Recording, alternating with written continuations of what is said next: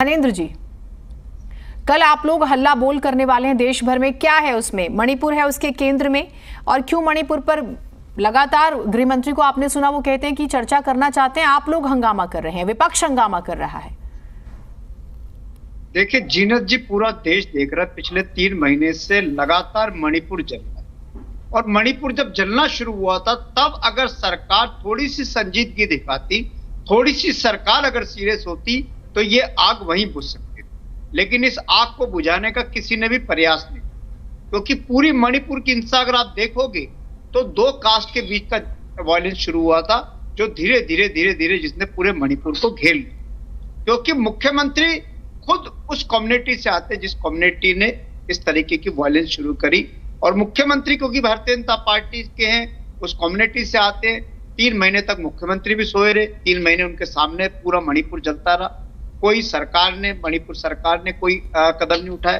केंद्र की सरकार देखती रही, केंद्र की सरकार ने भी कुछ ऐसे कदम नहीं उठाए जिससे मणिपुर में शांति बहाली की बात हो, या मणिपुर में किसी तरीके से जो वायलेंस है वो खत्म हो। किसी ने कोशिश नहीं करी, क्योंकि मैं बार बार कहता हूं कि मणिपुर इस सरकार के एजेंडे में नहीं है। और मणिपुर छोड़िए, पूरे का पूरा नॉर्थ ईस्ट सरकार के एजेंडे में नहीं है। ये सरकार जो है न सिर्फ मणिपुर की दुश्मन है बल्कि नॉर्थ ईस्ट की भी दुश्मन है, क्योंकि मणिपुर और नॉर्थ ईस्ट से कोई पॉलिटिकल गेन इनको होता नहीं है। मोदी जी को कोई बड़ा पॉलिटिकल गेन नहीं मिलता, और मणिपुर और पूरे नॉर्थ ईस्ट को सरकार ने एक तरीके से नेग्लेक्ट करा है। और सरकार की जो नीति नॉर्थ ईस्ट को लेकर कहीं ना कहीं उसका परिणाम ये सामने है।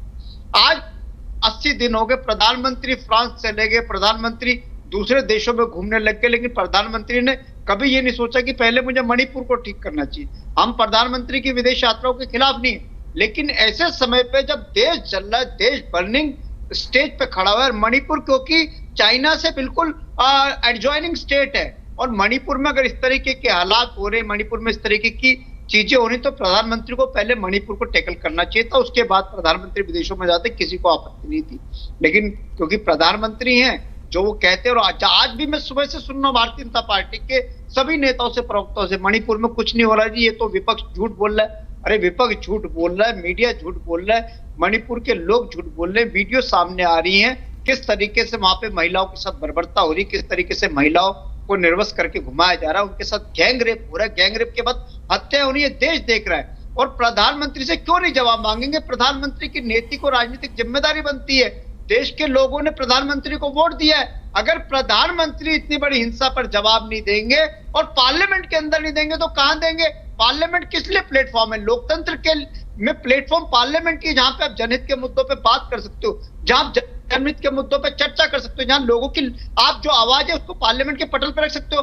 आज संजय सिंह ने भी यही करा। संजय सिंह का क्या कसूर था? संजय सिंह कह रहे थे मणिपुर पे चर्चा होनी चाहिए, और सभापति मानने को तैयार नहीं थे। संजय सिंह बार बार अनुरोध करते रहे, उन्होंने बाकायदा नोटिस दिया 267 का, उनके नोटिस को एक्सेप्ट नहीं करा।